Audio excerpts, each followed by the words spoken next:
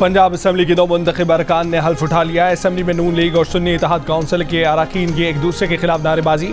Assembly के बाहर भी एहतजाज। मरीम नवाज की एंट्री। हल्फ उठा लिया। नून लीग के 193, पीपल्स पार्टी के 13, मुस्लिम लीग काफ के 10 और IPP के 5 अरकान ने हल्फ उठाया। सुन्नी इत्तेहाद काउंसिल के 98 अरकान ने हल्फ उठाया। 371 के ऐवान में 321 अरकान हल्फ उठा चुके। असम्बली आमद पर नामजद वज़ीर आला मरीम नवाज ने कहा कि अल्लाह करे कि पंजाब के लिए खिदमत का नया दौर शुरू हो। पंजाब असम्बली के स्पीकर और डिप्टी स्पीकर का इंतखाब आज होगा। नून लीग के मलिक मोहम्मद अहमद खान ने स्पीकर पंजाब असम्बली के लिए कागजात नामजदगी जमा करवा दिए। उनका मुकाबला सुन्नी इत्तेहाद काउंसिल के अहमद खान भच्चर से होगा। डिप्टी स्पीकर के लिए नून लीग के ज़हीर इकबाल चन्नड़ और सुन्नी इत्तेहाद काउंसिल के मोइन रियाज का मुकाबला होगा। कागजात नामजदगी जमा करा दिए गए।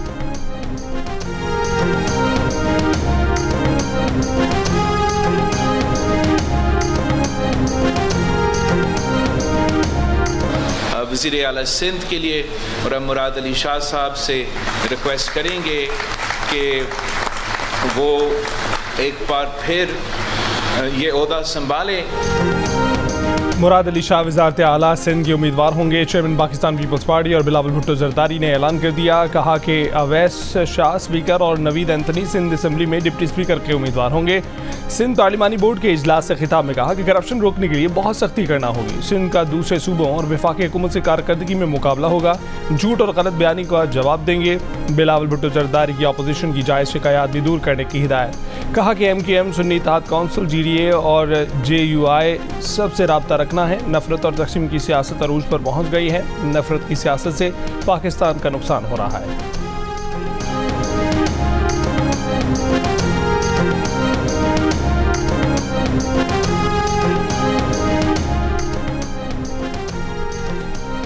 सिंध असम्बली का इजलास आज सुबह 11 बजे होगा। 9 मुंतखब अरकान हल्फ उठाएंगे। GDA जमात इस्लामी और JUI की जानिब से सिंध असम्बली के बाहर धरना देने का ऐलान। महकमा दाखिला सिंध ने कराची रेड जोन में 1 माह के लिए दफ़ा 144 नाफिज कर दी। दफ़ा 144 का नफाज IT सिंध की दरख्वास्त पर किया गया। अवामी इज्तिमात, रैलियों पर पाबंदी, नोटिफिकेशन जारी। निगरान वज़ीर दाखिला सिंध ब्रिगेडियर रिटायर्ड हारिस नवाज का कहना है कि किसी भी किस्म की शरपसंदी के खिलाफ सख्त कानूनी कार्रवाई। कौमी असम्बली में ख़वातीन और अक़लियतों की नशस्तों की तकसीम के बाद मुस्लिम लीग नून ऐवान में सबसे बड़ी पार्टी बन गई। नून लीग की नशस्तों की तादाद 108 हो गई। इलेक्शन कमीशन के मुताबिक सुन्नी इत्तेहाद काउंसिल में अब तक 81 अरकान शामिल। 9 आज़ाद अरकान मुस्लिम लीग नून में शामिल हो गए, जबकि 8 आज़ाद अरकान ने अब तक कोई फैसला नहीं किया। ख़वातीन और अक़लियतों की नशस्तों के हसूल के बाद पीपल्स पार्टी के अरकान कौमी असम्बली की तादाद 68 हो गई। हुकूमत बनाने के लिए 169 अरकान की ज़रूरत होगी। मुस्लिम लीग नून और पीपल्स पार्टी मिलकर हुकूमत बनाएं तो उन्हें और किसी भी जमात की ज़रूरत नहीं होगी। MKM के अरकान कौमी असम्बली की तादाद भी 22 तक पहुँच गई। मुस्लिम लीग काफ की नशस्तें 5 हैं। इस्तेहकाम पाकिस्तान पार्टी 4, बलूचिस्तान अवामी पार्टी 1 नशस्त हासिल कर चुकी। इत्तेहादियों के पास अब तक 208 नशस्तें आ चुकी। असम्बली में 2/3 अक्सरियत के लिए 224 नशस्तें दरकार हैं। इत्तेहादी हुकूमत 2/3 अक्सरियत से सिर्फ 16 नशस्तें दूर है। JUI के 8 अरकान ने असम्बली में मौजूद है। मुस्लिम लीग ज़िया, मजलिस वहदतुल मुस्लिमीन, BNP, नेशनल पार्टी और पश्तूनख्वा मिल्ली अवामी पार्टी का एक उम्मीदवार कामयाब हो चुका है।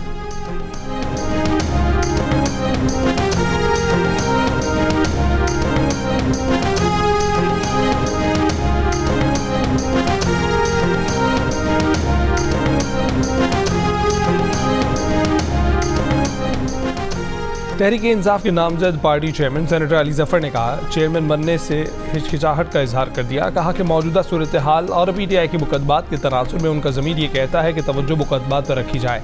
अगर उन्होंने पार्टी की एडमिनिस्ट्रेशन भी संभाली तो मुकदमात पर तवज्जो नहीं दे सकेंगे। जियो न्यूज़ की प्रोग्राम ने पाकिस्तान में बातचीत करते हुए अली जफर का कहना था कि बतौर चेयरमैन उनकी नामजदगी एजाज़ की बात है, मगर उनका नाम कबल अज़ वक्त सामने आ गया है। इस पर मुशावरत करेंगे। हो सकता है कि इस फैसले पर नज़रसानी करें। अली जफर ने कहा कि अगर उन्होंने चेयरमैन बनने से माजद की तो गौहर खान ही पार्टी चेयरमैनशिप के उम्मीदवार होंगे।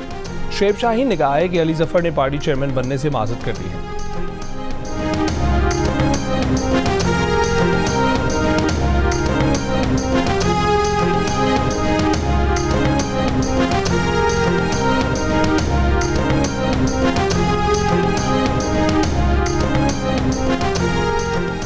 अली जफर कल तक मुबारकबादें वसूल कर रहे थे, लेकिन अब लगता है कि वो PTI के चेयरमैन बनने के लिए ज़हनी तौर पर तैयार नहीं है। अब ज़बरदस्ती तो किसी को चेयरमैन नहीं बनाया जा सकता। PTI के सीनियर रहनुमा शेर अफजल मरवत की जियो न्यूज़ के प्रोग्राम आज शाहजेब खानज़ादा के साथ में बातचीत, कहा कि 2018 के इलेक्शन में अगर किसी से ज्यादती हुई या किसी को गलत तरीके से जेल में डाला गया तो वो बतौर वकील उसे दुरुस्त नहीं कहेंगे। अब पीटीआई को दीवार से लगाया जा चुका है, इसलिए वो बानी पीटीआई की तरफ से IMF को खत लिखने की तायीद करते हैं। IMF पाकिस्तान में सब कुछ कर रहा है तो हमारे इलेक्शन का ऑडिट भी कर दे।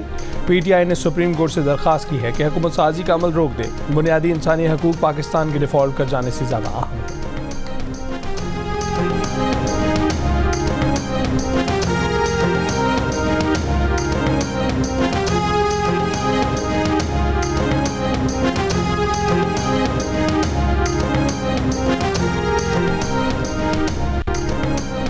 नून लीग की क़यादत से MKM वफ्द की मुलाकात, हुकूमत साजी पर शराकत, इक़्तिदार का फार्मूला तय न किया जा सका। शहबाज शरीफ ने कहा कि तमाम जमातों के मैंडेट का एहतराम करना है, वोट को इज्जत देनी है, सबकी जिम्मेदारी है कि मिलकर मुल्क को मुआशी खतरात से बचाएं।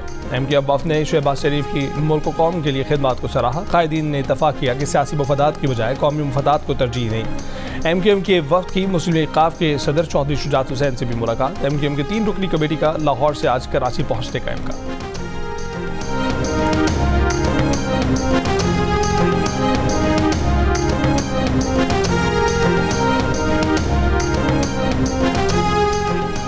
बानी पीटीआई का कहना है कि IMF को खत लिख दिया है, आज खत चला गया होगा। अडयाला जेल में सहाफ़ी से गुफ्तगू करते हुए कहा कि अगर इन हालात में मुल्क को कर्जा मिला तो वापस कौन करेगा। पहले मुल्क में सियासी इस्तेहकाम लाया जाए। अदालतें नैब सब कुछ तबाह किया ताकि नवाज शरीफ को सिलेक्ट कर सकें। नवाज शरीफ के लिए उन्हें ज़ीरो किया गया, फिर इंतखाबात में धांधली कराई गई। एक सवाल पर बानी पीटीआई ने इल्ज़ाम लगाया कि साबिक़ कमिश्नर रावलपिंडी को उठाया गया, तशद्दुद किया गया, अब सॉफ्टवेयर अपडेट है।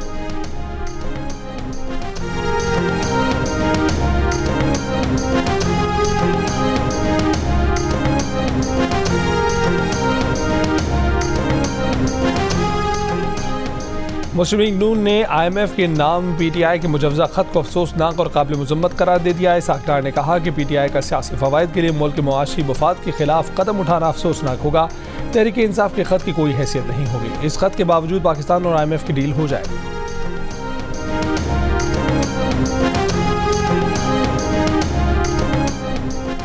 IMF को पाकिस्तान की नई हुकूमत के साथ काम करने पर आमादगी का इजहार। मुआशी इस्तेहकाम से मुतल्लिक निगरान हुकूमत के इक़दामात पर भी मोहर लगा दी। डायरेक्टर कम्युनिकेशन IMF जूली गुजाक ने ब्रीफिंग में कहा कि पाकिस्तान में मैक्रो इकनॉमिक इस्तेहकाम को यकीनी बनाने के लिए नई हुकूमत के साथ पॉलिसी पर काम करने के मुंतज़िर हैं।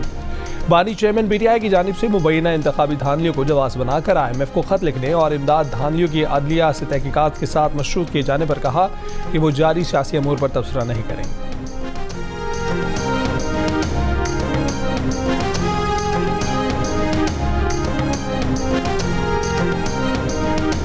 मैंने डिमांड किया कि वो मेंबर हैं, लेकिन वो कानून के मुताबिक जब वो हल्फ लेंगे तो फिर प्रोटेक्शन ऑर्डर उनके जारी होंगे। अगर अभी तक तो कोई राब्ता नहीं, अगर वो बाजियाब हो जाते हैं तो अपना हल्फ लेंगे। तहरीक इंसाफ के आमिर डोगर ने दावा किया है कि उनके वज़ीर आला के उम्मीदवार मियां असलम इकबाल को गिरफ्तार कर लिया गया। मियां असलम इकबाल को हल्फ उठाने का मौका दिया जाए। पार्टी के 107 अरकान सुन्नी इत्तेहाद कौंसिल में शामिल हुए। आज 100 अरकान ईमान में थे, उनके अरकान को हल्फ उठाने का मौका दिया जाए। इजलास के अगले मरहले से पहले मखसूस नशिस्तों का फैसला किया जाए। राना शहबाज पंजाब असम्बली में पार्टी के चीफ व्हिप मुकर्रर। इम्तियाज शेख ने कहा कि वो गाड़ी में छुप कर असम्बली पहुंचे।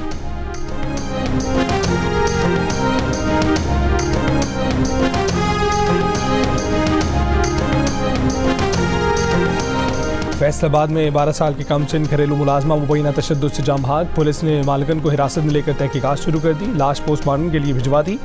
तर्जुमान पुलिस के मुताबिक मालकन ने दावा किया था कि लड़की स्किन एलर्जी का शिकार होने के बाद दम तोड़ गई।